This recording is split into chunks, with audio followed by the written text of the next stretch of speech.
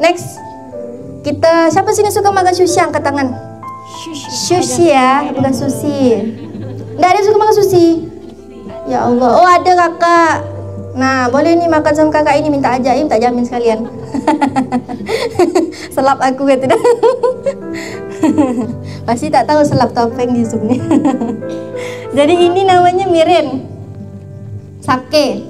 Mirin itu kawan-kawan, itu kayak khomernya orang Jepang, Kak Mira.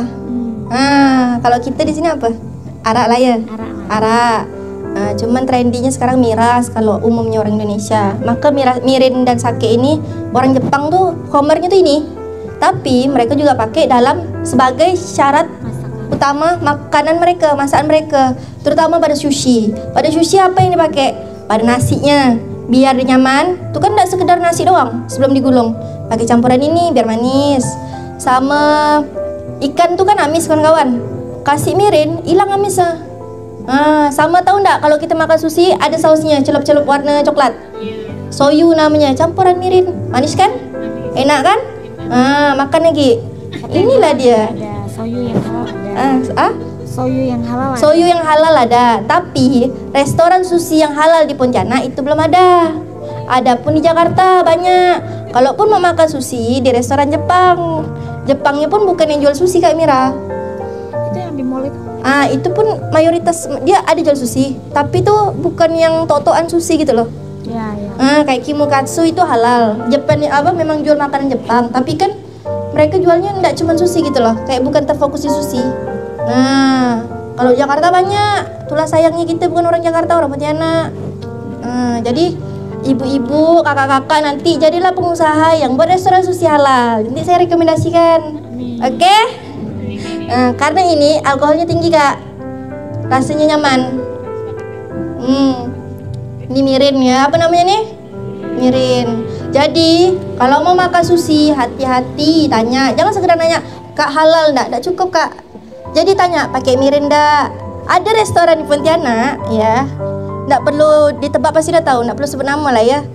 Intinya dia tuh waitersnya pakai jilbab. Restoran sushi ya. Ya, restoran sushi, waitersnya pakai jilbab. Kak, ini kasusnya di Jakarta, kawan laporan sama saya. Mas Anca, halal enggak ini? Oh, kemarin sih dapat laporan, pas ditanya sama waitersnya, halal enggak? Halal. Pakai mirin enggak? Pakai, kata dia. Ternyata waitersnya tidak tahu mirin itu tidak halal. Bayangkan betapa minimnya ilmu orang kita. Nah, dan bahkan waitersnya pun tidak tahu kalau mirin itu haram. Maka kawan-kawan harus lebih pintar daripada waitersnya. Biar apa? Biar bisa jadi chefnya, bukan waiters, betul. Nah, gitu. Ya. Jadi harus cerdas kita. Next, ada yang namanya rum. Rum ini Kak Mira, yang menyebabkan saya pada akhirnya terjun ke dakwah halal. Pada tahun 2019 saya liburan ke Batam. Saya kan suka ngopi, sampai buka warung kopi. Jadi hampir tiap hari itu kalau mau ngopi tinggal turun ke bawah. Maka asam lambung saya sering kumat. Karena hari-hari ngentam kopi. Ngentam kopi itu maksudnya makan kopi ya. Dia semua nggak bingung. Jadi rum ini, jadi kopi itu halal ke haram? Halal kan.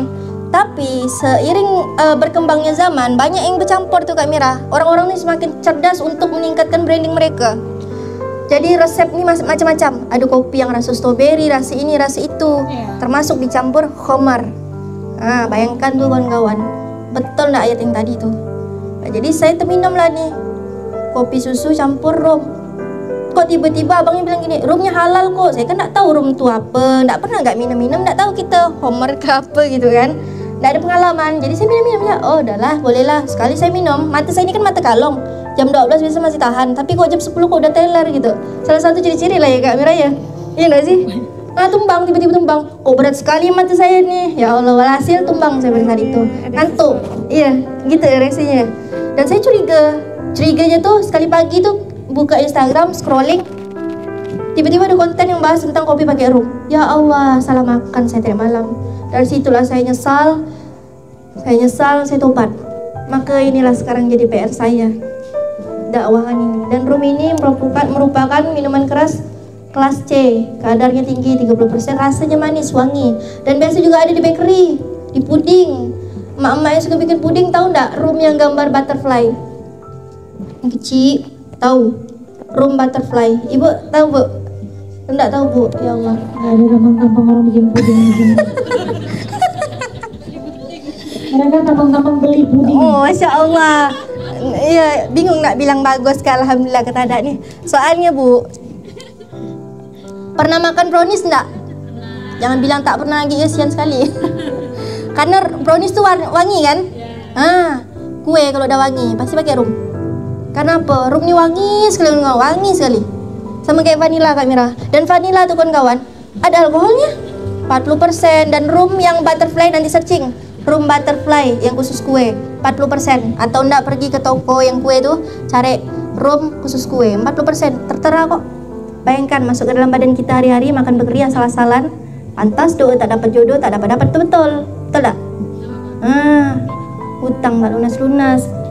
Nah, siapa sini yang masih makan donat J?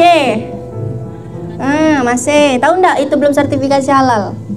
Udah lebih dari 15 tahun soalnya. Udah 15 tahun. Enggak apa-apa nih sambil live nih saya nyebutkan nih. Lebih banget. Lebih. Dari kamera masih CPNS lagi. Kapan juga? Tahun 2000 saya selesai. Berarti udah lama banget ya? Saya selesai kuliah 2003 ya. Berarti itu brand senior lama kan? Logikanya gini kawan-kawan, brand besar tak mungkin tak ada duit untuk sertifikasi halal. Dari tahun 2003 dia udah. Tapi sampai hari ini nggak ada sertifikat halalnya, nggak mungkin. Jadi pertanyaan kan tidak mungkin tidak ada uang. Konsumen banyak.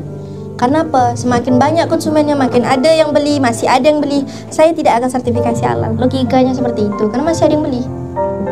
Nah, kita tidak mengatakan itu haram, tapi belum sertifikasi halal dan itu jadi pertanyaan besar. Dan itu satu brand dengan roti BT, tahu?